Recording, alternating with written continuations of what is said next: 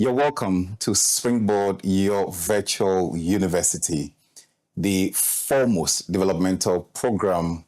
And on Springboard, you would find the sharpest, greatest minds conversating about the things that are important for our tomorrow. This program is brought to you by the Springboard Roadshow Foundation, and is proudly sponsored by Enterprise Group, and is also supported by the Ghana Growth Program, which is an initiative of the MasterCard Foundation and the Springboard Roadshow Foundation. My name is Jesse Agyepong, and this week, again, drum roll, I'm joined by Reverend Albert Ocran. We need to continue that conversation that we started. If you recall, last week we had uncovered the process for harnessing your talents, but this week, we need to ensure that we are guiding you in mastering it properly. And then subsequently, we'll talk about how to make money with it. But Rev, thank you so much for joining me again. Good to see you. Thanks. Delighted. Thanks for making this possible. Your hosting allows me to sit where our guests normally sit and feel the way they feel, so we can serve them better and serve our viewers and listeners better. Even better. I'm grateful. Thank you. Last week, I was intrigued by the Irene story. And we started a process of guiding the young people and the millions out there on the process for uncovering the talents. This week, we've dedicated the program to talk about how to master the talent. And once you've identified it, how do we put it through the furnace to build it all the way through? So my first question this week would be, how do you begin the process of mastering it? Thanks, Jesse. So let's assume that you have an idea, even if you haven't settled on one big one. You have a range. And why is that even important? There are names that if I mention right now, without going to any dictionary, encyclopedia, you will tell me they are authorities in a field. Or even better still, if somebody came to town from somewhere, they didn't know anything about Ghana, and they said, I want an authority in this field, somebody will without being paid, recommend them. And they could earn income, and it could be a life-changing opportunity. And because I have so many friends, I'm very careful, but I will still do what I'm going to do next. And if I don't mention a friend of mine, please don't be offended. But randomly, out of my many friends, let me mention Constance Swanica. What comes to your mind? Probably she's driven by service, volunteerism. She's driven by support for her charity works. But it's in the area of TVET. In the area of technical and vocational skills. Yes. Bernard Avle. Media excellence. Media excellence. You see, you added excellence. Anita Eskin. Powerhouse.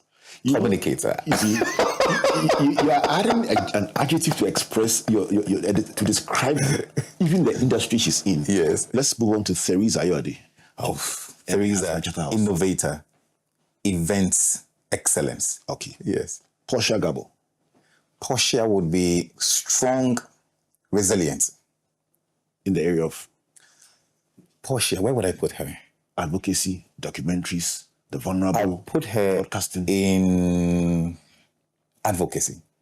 Interesting. So she's a broadcaster, but you put her in advocacy because she's always pushing a cause for the vulnerable. Let's push on to Uncle Ibo White. Storyteller. Great. Storyteller. He's perfect for that. DWP. Innovation. I see the world, I see innovation, I see dance. Great. Chief Moment. It's an African voice. Wonderful. Wonderful. Shirley Frimpomaso. Hollywood. Hollywood, everything would. Jerry Ajolo. MC Peraslas. Okay. Dana Hamilton. The voice. You realize that, and I could mention 100 people, and you would be happy to place them somewhere and be happy for them that they are doing well in that area. How do you move from something you've discovered an interest in to become the authority? I would respectfully, Jerry, you mentioned Jerry, so Jerry would be very happy in his he's very happy that he's confusing me right now. LPM. Jesse, but interestingly, if you allowed me, I would list a 12-point framework, and most of your thoughts may gravitate around them. Number one, volunteering. Okay. And these will be critical success factors. So not in any particular order, but volunteering will be number one. Number two will be mentoring and apprenticeship. Okay. Number three will be patience and stamina. Somebody will call it endurance, stamina. Number four, develop related gifts. Okay. Every talent has the related gifts. That's why they paid John Mikel Obi more than Michael Essien. How possible? How? They're all playing the same game. Yeah, they say our beloved Michael couldn't talk at interviews. He would rather play his football and go and sleep. So because Obi could talk more, they paid him more. Interesting. Football is leg, but the mouth added some to the salary. So develop related gifts. And then number five, relentless pursuit of excellence. And I'm adding these words, just the excellence could have been fine, but relentless pursuit. Number six will be invest time and money. Invest time and money. Number seven, order and structure. Order and structure. Number eight will be discipline and routine. Number nine will be integrity and commitment. Number 10, leverage the one talent into multiple expressions. Fair. We hinted on it a bit last week. Yes, we did. That one talent can have different expressions. Number 11 will be continuous improvement. And number 12 will be human relations, partnerships. You can't climb this mountain alone. So those would be my 12 top enablers, critical success factors for moving from the one small corner to the stage where you can't be ignored. Interestingly, last week you shared a story with us of the young Albert in school who, in his view, dropped the ball and felt that the O in the room was the one that said to you that don't do this again. And then years down the line, you chanced on the same tutor or teacher who put you on that stage saying, I'm proud of you. So I would use that journey to attempt to walk through the 12. Now, when you left the stage, how important was this process of volunteerism to you? You have a nice way of going about this, and I'm going to borrow from my own story where applicable, but if not, I'll just borrow from any of the people I've mentioned or any others that I may not even have mentioned here.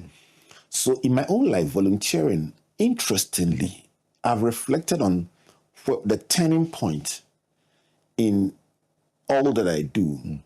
And it was, I suspect, in the early 90s, right after university, volunteering as a youth pastor. As a youth pastor, it meant I had a group of young people, and the commitment to see them do well, not just spiritually, but also in every facet of their lives, made me commit to holistic development. And it meant that every single week you are with these young people, helping them, speaking with them. So my gift is communication. So I help them to develop a newsletter. I'll be speaking to them constantly. I created different events with them. So I learned how to curate platforms for communication with your target audience. I learned how to get feedback from them. I was not paid a pesewa, and I was never sorry. It was fun. And then along the line, other youth groups will come and say, can you come and do this for us? We're hearing stories about how these young people's lives are being changed. And then so it started with people calling you to come and do it.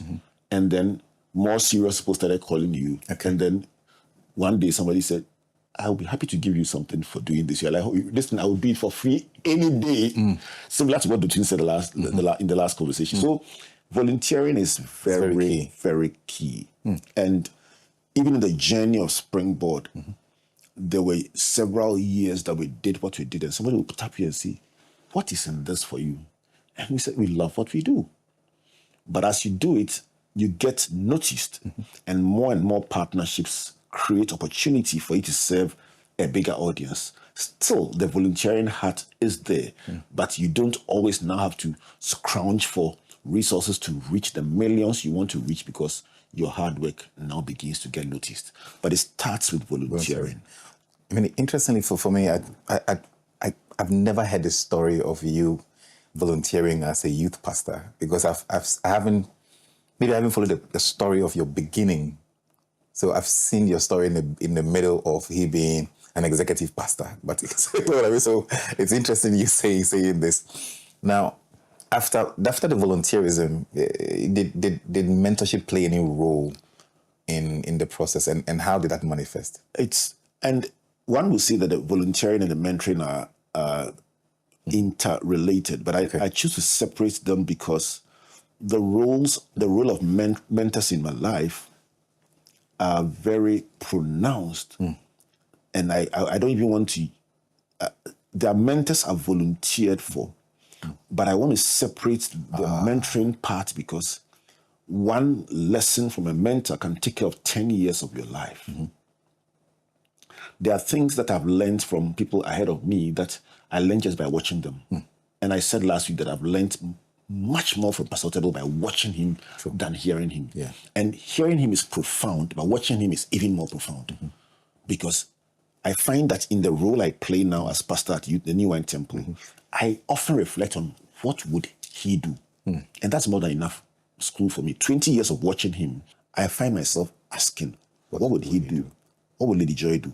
That's the power of mentoring. Even when you are not speaking, your life is coaching someone. And that's where I would start from. Fair. I can mention somebody like Uncle James Ibo White, who said to me, before I read through your first book, give me the title of the second book. And I said, why? He says, listen, everybody has one book in them, so one book is nothing. So somebody asked me, how do you write 26 so far? Because James White said the one is nothing. So the first one was very, very good, but right up front, he made you understand you had a second book in you and a third and a fourth. Was it a very dramatic lesson? Not really. But he got it home. So I find that not just in my life, but in the life of several people, you will find mentors that pointed them to a direction. And very often when people hear mentor, they want somebody to sit down for hours with you. You can get a structured mentoring program, but you can learn by reading people's materials, watching them on radio and television or live programs, and just unraveling their philosophy, how they walk on stage, their opening comments. Somebody like Nido Kubeng. I've never met Nido before, but I can literally, that's what AI is doing now. AI can tell you what I would see if you invited me for a program. Give you a sense of what I would see, how I would start it, how I'll wrap up. Because just by watching you do it over and over for years, they can intelligence it. I love that word, intelligence it. So one day, Constance Swanica mentioned that she had apprenticed for 5 years in a wood manufacturing or carpentry company. And so by the time she went to university, so by the time she went through university, she knew that she would not work for anyone. She would start doing her own business right away. That is what apprenticeship does.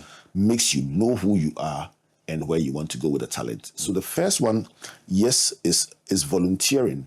Not everything you do must be paid for. Sometimes it's good to submit yourself and learn under somebody. You may have accomplished something in one area of your life. Elisha was an accomplished farmer. He was riding with 12 yoke of oxen. The typical farmer in the Bible is using two oxes or oxen. Elisha was using 12, almost like mechanized farming. And yet, when he followed Elijah, the Bible says he poured water on his hands, or he was ready to serve and learn. And then he ended up doing twice what Elijah had done. The problem, and I won't mention any category of people, the problem is that many people want to be at the top on day one. It doesn't work that way. So apprenticeship is number one. Mentoring, learning under someone, or apprenticeship is number two. Fair. I have the skill. I'm going through a mentorship program, and you've said it's in no particular order, but I just want to sequence it. So I have the skill. I'm mentoring to learn. I going through a process of mentoring. So I'm volunteering. I go through a process of mentoring and apprenticeship. But sometimes, to your point, young people might doubt the waiting period? How do you endure this whole building stamina, being patient? How did you master that? Again, permit me to quote people that I respect. Yes, sir. Without their permission, but they won't be offended. One day, Pastor Table said somebody asked him the secret of his ministry. And the person was expecting a very powerful revelation. Then he said, patience. So the person was very disappointed. What do I do with that? Patience, sir. I mean, he says, it wasn't preaching. It wasn't, he says patience. And I'm sitting down saying it's true. The word patience itself doesn't tell the full story, because inbuilt in that patience is endurance. Inbuilt in that is consistency. Inbuilt in that is stamina. The ability to do one thing. I mean, somebody was asking last week, how do you do, let's say, greater works? Keep the speakers constant. And even in the most tried, you can expect. When I served him directly, he would arrive at a particular time consistently. So if I am serving under him, I tell myself, he can't arrive before me. I will arrive minimum 30 minutes before he arrives. And I kept that for a decade. The last day, I mean, here I am coming to work at a normal time, and my boss is coming 30 minutes earlier. And I'm like, no, he can't get there before me. It's a sacrilege. So when the light comes on, I speed. That endurance, that stamina, that following of process. And you'll find that if you looked at Bernard Able talking about volunteering at Radio Universe. Yes, early days. If someone took the Bernard Able of the universe, you say, oh, he has grown. Today is not the same. But if you are honest with yourself, you will realize that even then you will see a certain consistency. Yes. And then following through the process, you go and do your masters in everything, and it's back to the same thing, and it's developing it and it's growing it.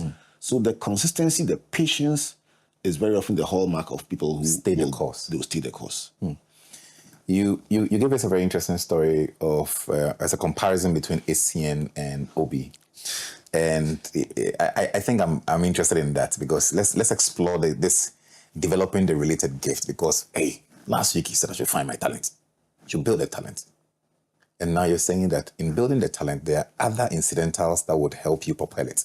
Let's talk more about that. Okay, so let me just say that it was just a personal interpretation. Yes. If I spoke to Michael Essien right now, it may come out that maybe the agent was more negotiated better deal.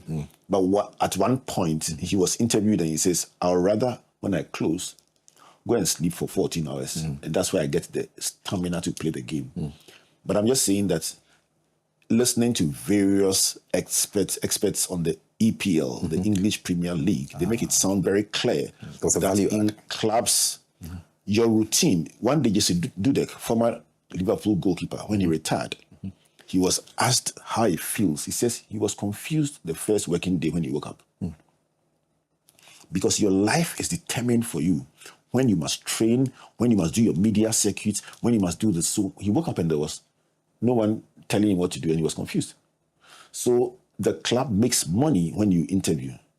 There's a schedule for you. So if you are the person who would rather keep to yourself, they lose money, so they'll pay you less. I'm just saying that beyond your primary ability or gift, which in this instance is football, in other instances maybe crafts or maybe music, the musician needs to know how to do interviews. They need to know how to interact with audiences, sign autographs, build relationships with their various stakeholders. They must know how to manage the press, So you're like, all I want to do is play music. But you say one thing and then the whole month you are being torn apart on social media because you didn't say the right thing. So you must learn how to talk. You must learn how to manage the key stakeholders that press the buttons that make your work possible. And all these are extra skills. So for every talent, there are skills around it that you can't just say, I don't care. You have to care. You have to care. So you need to manage the various related skills around your core talent to be able to grow in it Fair. and become excellent. I find something very interesting because for some people it's difficult to even make the decision that this is the talent. For some, it's even difficult to even begin the process of mastering it. But you've introduced a very interesting bit, which is the relentless pursuit of excellence. As so I need to now cook it a bit. And now you're saying that we need to be relentless in our pursuit for excellence. Doesn't that overburden the person? And how do you do that? So let me borrow from a recent training that I was having we're having for a group of ministers. And you find that those who were at the top or those who were much higher up appreciated exciting lessons that were being shared.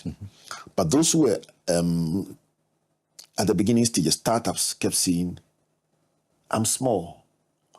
How do I take the learnings and then do something big with them? But the interesting thing that the resource persons kept saying was that you are even better off when you are small, because when you set the stage of delivering value right from the beginning, your brand grows with that. People mention you and automatically they will tell the person that this person, they deliver. Yes. They are good. And so you grow with that kind of reputation. And so even if you are a beginner, that pursuit of excellence must be there.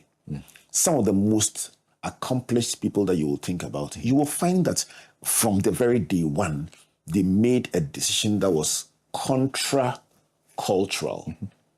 In a culture where people make a promise and they don't keep them, they decided that, listen, I would always keep my promise. And it pays. It pays big time because people notice you very easily. So the excellence need not be at a point where you are big. One of the things that we did when we started the Springboard Roadshow several years ago was to say that the opening prayer must be said 5 minutes to the event. Interesting. You don't need money to do that. It's intentional. It's just a decision. It's a decision. Yes. You know that it became so popular that our programs start on time, that as the programs got bigger, people came earlier. The highest record was the program that we held in 2010 at the Trade Fair Center, Pavilion A and B combined. Wow. For a 9 a.m. program, people arrived at 5:30. Wow. They were setting up and then they started reporting that people had arrived. Wow. They had traveled, some had arrived. Buses. 5:30 for a program at 9. Wow. So when you set the standard early, I mean, if you went for an Able White program, On time. you know that, listen, rain or shine, it will start on time. So starting on time is not something I'm doing now. I mean, I don't start church on time now because I found that it's a good thing. From day one, that is how I've known things to be. So pursuing excellence upfront pays big time. I love that. I want to add to that the concept of time and money, because in your pursuit of the excellence, how does time management and investing of money? I guess that for anyone who wants to be exceptionally good at what you do, one of the most famous theories, let me borrow it if I can, Malcolm Gladwell's 10,000 hour theory. And it's been disputed. People say, oh, it's too simplistic, but I like simple things. Gladwell's book Outliers, The Story of Success, says that to become an expert in any field, whether it is in music, sports, chess, one needs to put in approximately 10,000 hours of deliberate practice. When you hear 10,000 hours, sounds crazy. That's a But lot of time. if you talk to the experts in a game, you realize that literally that amounts to 10 years of their time, 12 years of their time. And that is wwhy last week I was hearing Pastor Table say that everyone must start early in the field you want to master. Because when you start late, when do you get your 10,000 hours? And it's real. Because in that book, Gladwell used case studies. I was watching Michael Jackson's last rehearsal before he died. And that famous "This Is It" was it called? This Is It. Yeah, This Is It. concert. And it was about like 9 hours, and it was summarized into a documentary. But the part that caught my attention, there was a certain movement he wanted to do on a crane, and the crane had to move and land at a specific point, and he was supposed to jump off it and land in a certain way and break into a dance. And the repetitive, just that one movement, like, it's okay. No, it must land. It must land on that note. It must land in that angle. It sounds perfectionist or idealist, but it's born out of repeatedly doing something with a certain outlook. And that comes from hours of investment of time, years of investment of time. If you don't have time, you can't become a master or an authority or a mistress or powerhouse in anything. But also related is investment of money. Yes. So you want to become that goddess in music. How many times have you paid to go and watch Diana Hamilton's Awake concert? And ask yourself, how does she pack Christ Temple East and pack in Kumasi and pack in Sunyani? There must be something she's doing right. Don't say, oh, she's lucky. Anything you dismiss in life, you can never attain. Fair.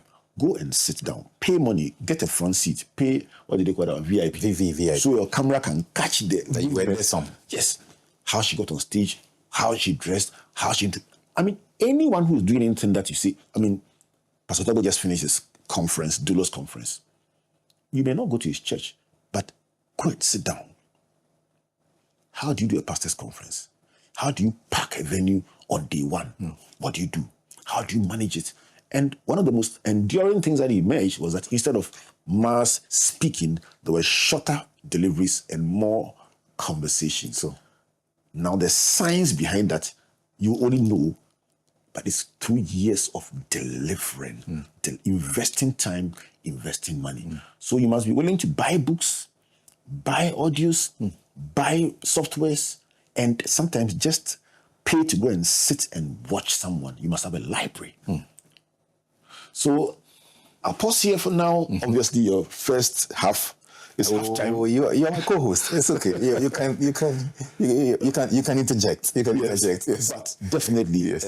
Jesse, this point about investment is big for me because if you don't, where your treasure is, there your heart is. If you can't invest time in somebody, you don't love them. This is Springboard, your virtual university, a program which is proudly brought to you by the Springboard Roadshow Foundation.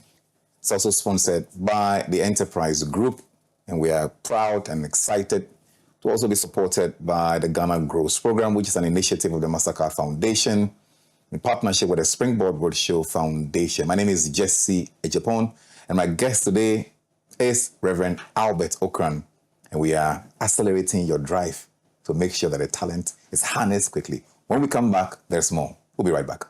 Whether it's 1924, 2024, or 2124, we've always known that you are driven by your sense of safety and well-being. It is what drives us to see you through from start to finish, from small to big. And in the last 100 years, as you have evolved, so have we also expanded to serve you in many ways. From cradle to grave, with expertise in insurance, life, pensions, properties, health, and for those beautiful, memorable goodbyes. It's 2024, and in all our markets, our pedigree is recognized, our strength respected, our expertise valued, and our solutions sought by all who desire an advantage in life. Experience the time-tested and truly trusted 100 years legacy of Ghana's oldest insurer. Take charge of your future now. Insurance, life, pensions, property management, funeral services, health insurance. Enterprise, your advantage.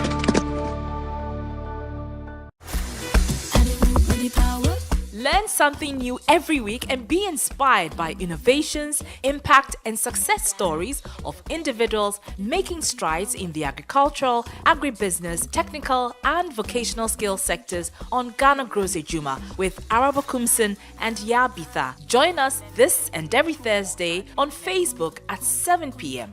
at Ghana Grows, also at Comfort Ocran A and at Albert N.E. Ocran. On Fridays at 4 p.m. on Joy 99.7 FM and on Sundays at 5:45 p.m. on TV3. Ghana Grows is an initiative of MasterCard Foundation in partnership with the Springboard Roadshow Foundation. If you are a young person and you want to be a part of our various interventions, call or WhatsApp Ghana Grows call center on 0308 255 775. Follow us on all our social media handles.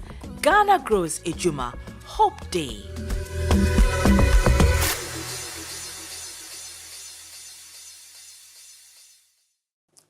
You're welcome back. This is Springboard, your virtual university. And if you've joined us, we are traveling the 12-step journey of how to master the skill you have. We've walked through 6 steps so far. We've covered volunteering, the need for mentorship and apprenticeship. We've also covered the need for you to be patient, to endure and have the stamina to go through the journey. We've also touched on the need to develop related skills. We've also touched on the need for a relentless pursuit of excellence. And finally, before the break, we touched on the need for you to invest time and money. My guest would push us forward for the next 6. But before all of that, let me just come to him on whether he has something for me so far as enterprise is concerned. Yes, before I give you the enterprise tip, please, virtual university, you have to number them. You don't say we've touched on and touched on. You have to say number 1. Yeah, you know, someday I was doing how to write a business plan. Yes. And I just kept going, and I said number 11, and I said number 13. That day, the Joy FM's numbers jumped. They say you've left out number 12. You left out 1. I'm saying, as more people were writing the 15 points just on the lighter side. So people like to write number 1, number 2. Yes, So next time you mention them, you must say number 1. 1, 2, 3, 4. Yes. Actually, talking about enterprise, so our enterprise advantage tip for today. I mean, no one wishes for your loved one or relative to die, but if you have taken an insurance premium for several years and you have made no claim, what happens? And that's the question that someone is asking about enterprise. And the response is that for this policy, you can choose a payment term of either 10 years or 15 years. And if nothing happens at the end of the selected term, you'll be entitled to 100% refund of your risk premium, or have the option to leave the rebate and have all relatives covered for their entire lifespan. Get your money back or invest for the other relatives to enjoy for the rest of their lives. This tip is brought to you by the Enterprise Group, and the number to call 030-263-4777. Email info@myenterprisegroup.io. Enterprise, your advantage. Let's remind ourselves of another of our partners, the Ghana Grows Call Center or Customer Service Center. And the number you can call or WhatsApp if you are a young person aged between 15 and 35, especially if you're a young woman looking for opportunities in the areas of agriculture, agribusiness, and ATVET, the number is 030-8255-775. And that is the number where you can get some filler guidance on career clinics you can enjoy for free and several other interventions put together by the Ghana Grows program. The last thing I would mention and hand over back to you, Jesse, is just to keep our commitment to not just amplify the work that young people and young women especially are doing in these sectors, but to buy from them. And the last time I interviewed Edna Frimpong, I promised to buy her shoes. I said, I don't like it for free. I want to pay the full price, not even discount. Because good friends buy. Good customers pay. Yeah, and they pay. Yes. If you don't pay the full price, you are a bad customer. You must pay, especially when your friends are starting up. You don't go and smile with them and then and then get their things for free. So for those on television, I'm wearing Edna's Ahufade, that's a company. And it's really lovely. Ahufade, she came to the studio, a young lady, she came to the studio with her, she called it Chelsea Boots. I didn't know there was something called Chelsea Boots. I was oriented that day. Ahufade is the company we are highlighting today. It's a vibrant fashion brand showcasing the finest Ghanaian-made shoes, clothing and accessories, and celebrating the richness of our cultural heritage. Edna Frimpong is the face of Ahufade. Her nickname is the Shoemaker Girl.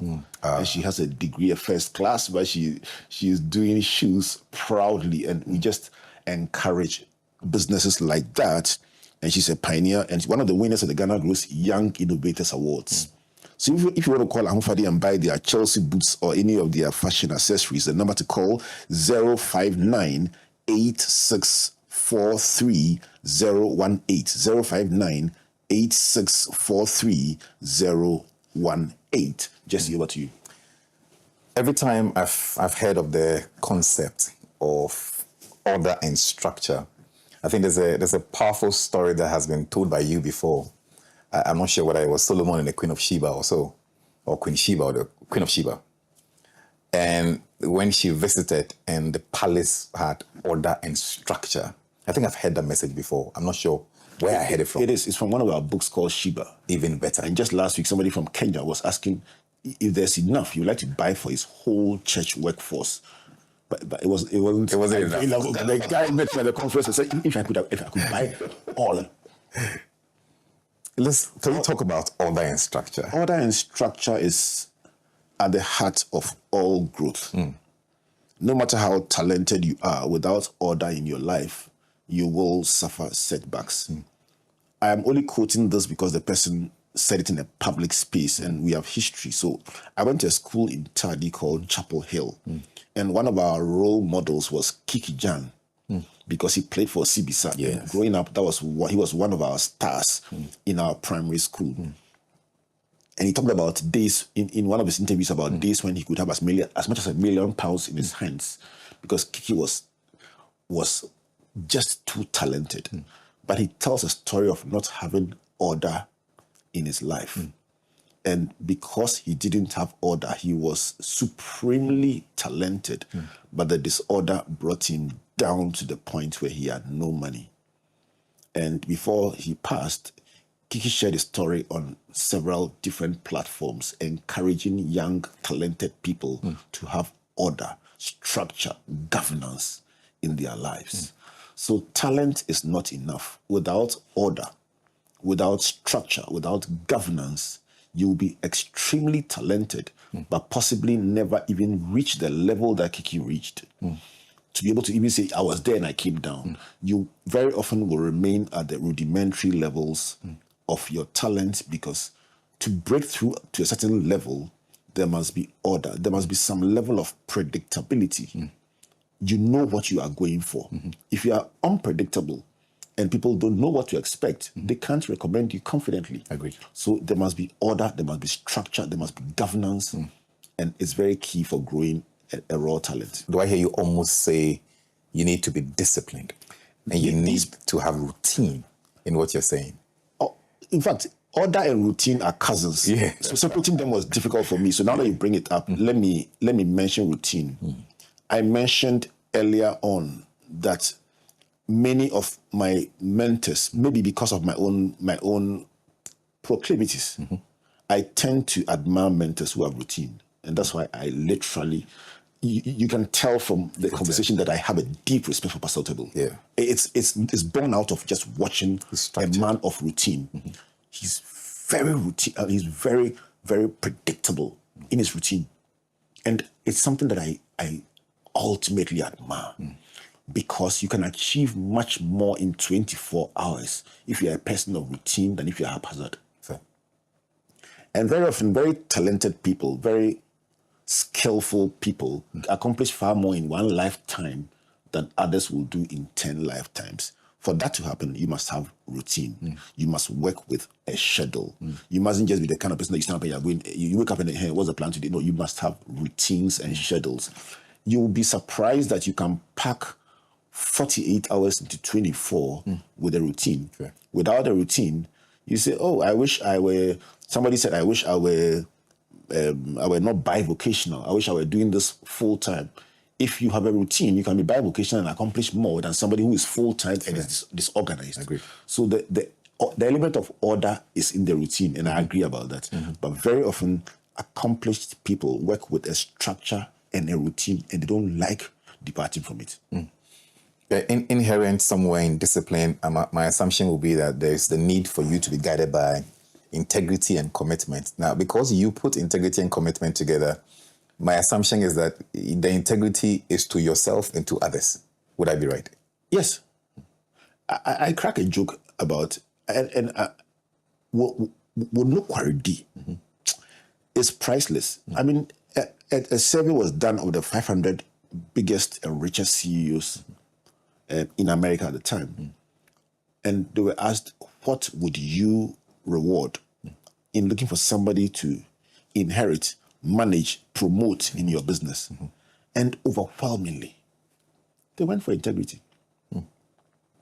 Integrity is much bigger than just being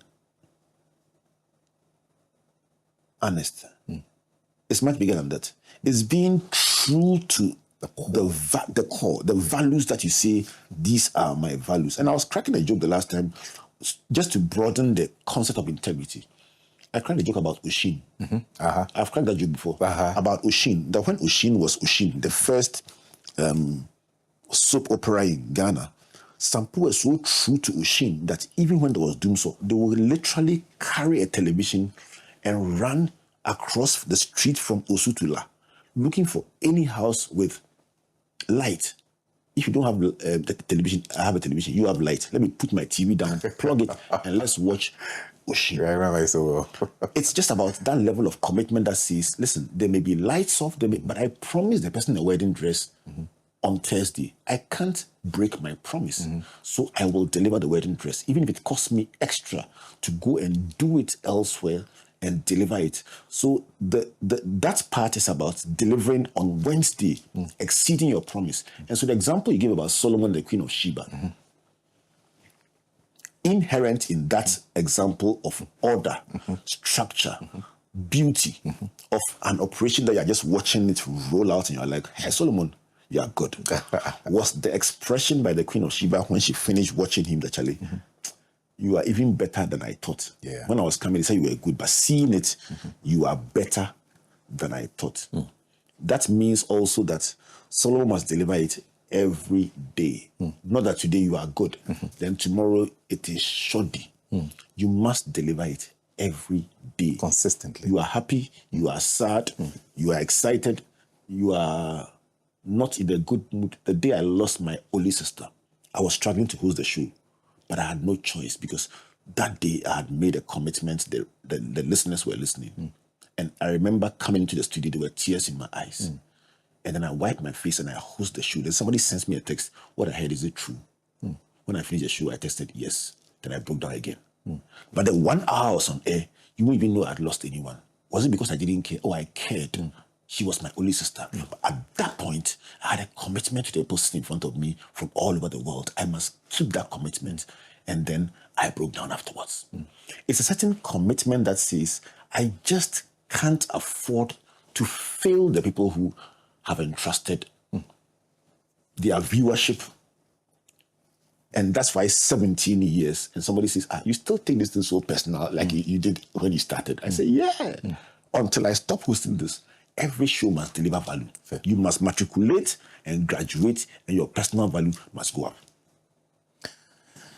Listeners, last week, if you watch the social media pages of Ghana Grows or Springboard Roadshow Foundation, you would have seen that one of the programs that was conducted was a career clinic. And the topic on career clinic was how to build multiple streams of income. And if you find the time, please go to the Ghana Grows page and watch that specific one. It was also a very, very powerful message on how to diversify yourself and build multiple streams. Now, back to the studio. Leveraging on one's talent into multiple streams. And I know you delivered very heavy on that, but just touch on this briefly as part of how to harness yourself going forward. One of the biggest arguments people have when I say I have one talent is to say, but you do several things. And I say, but I still have one talent. So one day I settled the issue. I came and listed 20 things I do. And I proved that all the 20 were from just one talent. I'm just a communicator. So whether I'm doing media interviews or broadcasting, hosting a show, emceeing, or preaching, or delivering a coaching session, or facilitating in a training session, everything I do, writing books, is all around my one talent. And I'm not ashamed to say I have one. However, the one that God in his gracious kindness gave me, I have leveraged one talent into multiple streams or expressions. And I'm always looking for one more. So every year, I release a new concept, idea out of the same talent. I don't need a new one. Just the one is okay. But I always want to give it a different expression so you stay relevant and fresh. And that is one skill I would like to share with all our viewers and listeners. Whatever God gave you, there is one river, but you can break it into several streams, and it never ends. You've seen your life transform year in, year out. How does the person who's listening to us or watching us walk through that journey again to improve consistently? Take any industry. You will find that every 5 years or so, new stars emerge. And it's very painful when you've been the frontline person and new people come and suddenly it's forgotten that you even won Marketing Practitioner of the Year. or some nice award that was given to you and everybody was lining up to your doorstep. Yes. And the reality of it is that every one of us needs to reinvent yourself. Different authorities have suggested every 3 years, every 5 years, but the lesson still remains the same. In an ever-changing world, you need to reinvent yourself. And that is the only way you can stay relevant. Even if you are doing the same thing, you need to reinvent yourself. This show has gone through several mutations. When we started at first, it was literally like personality profile. It was about personalities and their achievements. Then a mentor said to me, "Come, this show is beautiful, but after 1 year, it will die." I said, "Why?" He says, "How many people will you find? They'll finish. And how the stories will get finished. So switch." And that's what a mentor does. Speaks and lives it. Today, I'm so grateful to him because he forced me to rethink it. He didn't spend an hour. It was just 5 minutes, but I got it. One day we should do a show on mentoring. But sincerely, Jesse, reinvention and continuous improvement is just saying that if you came to buy from me this year, there must be a compelling reason why you must come again next year. You and I went to do a facilitation for a financial institution sometime earlier this year. We had a great time, but what did they say? When you came last year, we thought, let's go to somebody else.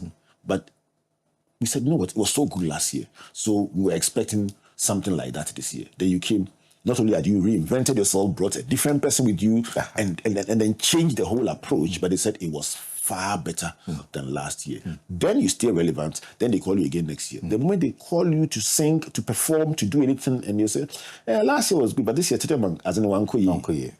That's the beginning of your downfall. So continuous improvement is non-negotiable. Fair. Finally, for me on this point, which is a 12th point, is on partnership and human relations. It's been key for you, and every point you make is about connections, growth. Would they come back? What are you doing? Who are you doing it for? So how important is this? This show has been about celebrating people, if you understand it right. And the more you celebrate others, the more your light shines. So I can do this all my life, celebrating other people, and it's just beautiful. But having said that, no one is an island. And Jesse, you can't live for I, me, and myself.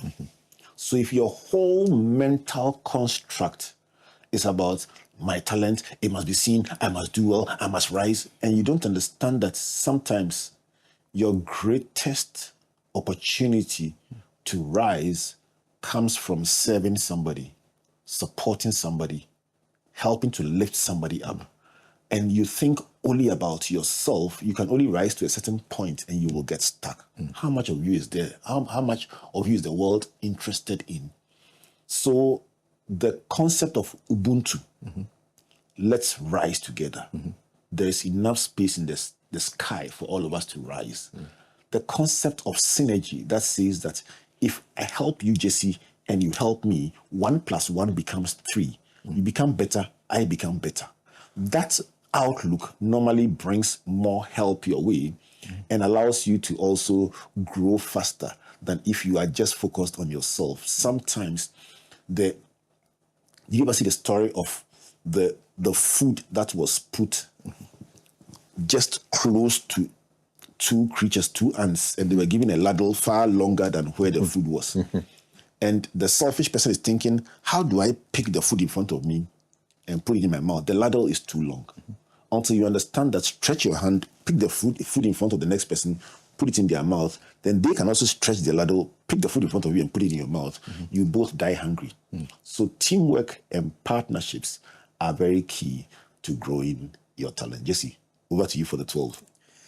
I can't add anything more. In the spirit of rising together, this concept or idea was shared years ago and is being reinvigorated for you today.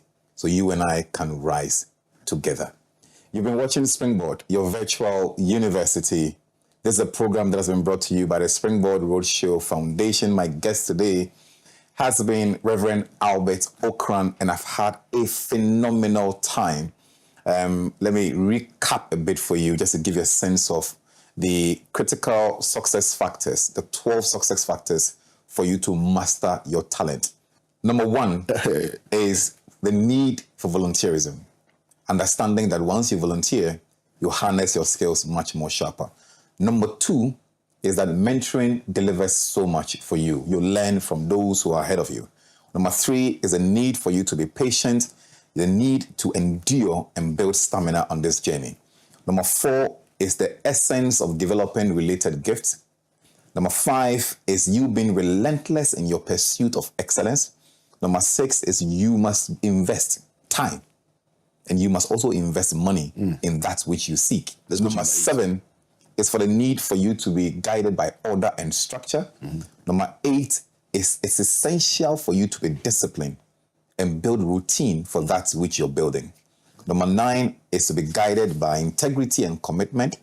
10, leverage one talent into multiple streams of income. And then number 11 is continuous improvement. And finally, number 12, the need to build partnership and enhance your human relations. Which one is your favorite?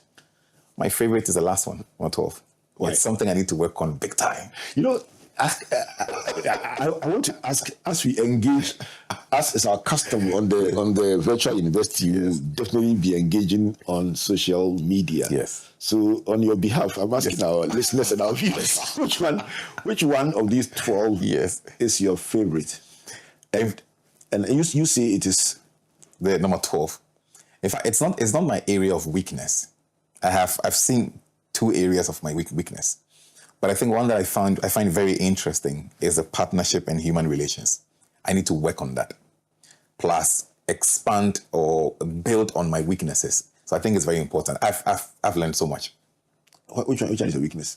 So my weakness is this, that I think that I haven't availed myself a lot for mentorship, to be mentored properly. Okay. And I think that I have to do that. And the last one for me is number 8, discipline and routine. Okay.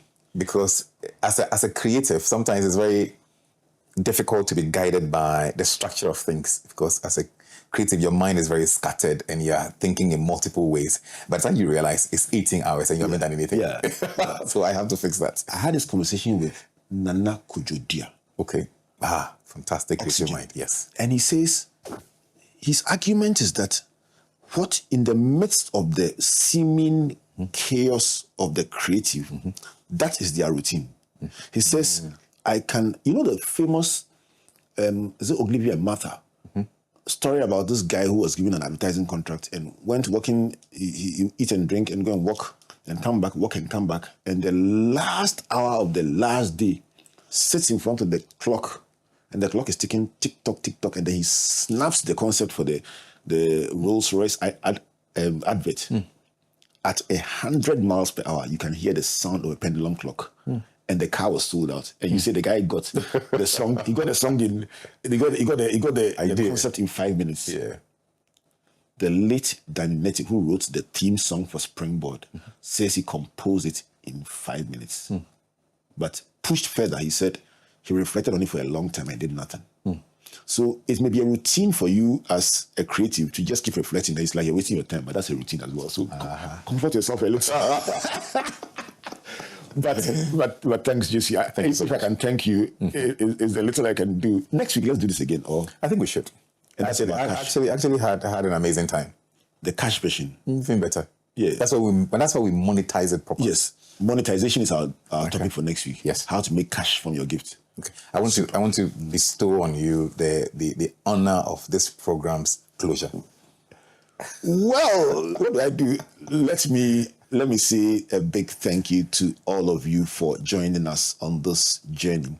Jesse's been very gracious to agree to sit in the chair as we unpack the issue of talent, driven by somebody just sharing the story about how a message like this exact message, changed his life 15 years ago. So as we celebrate 17 years on this journey on your virtual university, we felt, for the sake of our listeners and viewers who were asking, what exactly did you say 15 years ago? We thought we should bring back this series, and I couldn't host and also present. So Jesse graciously, I've been thinking about it for a while, he doesn't know Kra. So graciously agreed to sit in and host so I could help unpack this in a conversation. And I'm happy that we've been able to tackle last week and today, first the issue of discovery, and then today a 12-part framework for development.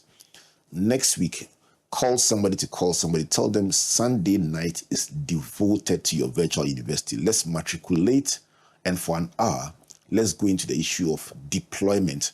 How do you profitably deploy your talent, your gift, and your ability? My name is Albert Ocran, with the permission of Jesse Agyepong. Thanking you for joining us on Springboard, your virtual university, brought to you by the Springboard Roadshow Foundation and proudly sponsored by Enterprise Group, in partnership also with the Ghana Growth Program, a collaboration between MasterCard Foundation and the Springboard Roadshow Foundation. Our partners, the Multimedia Group and the Graphic Communications Group. Here I am, Albert Ocran, saying God bless you, and God bless you.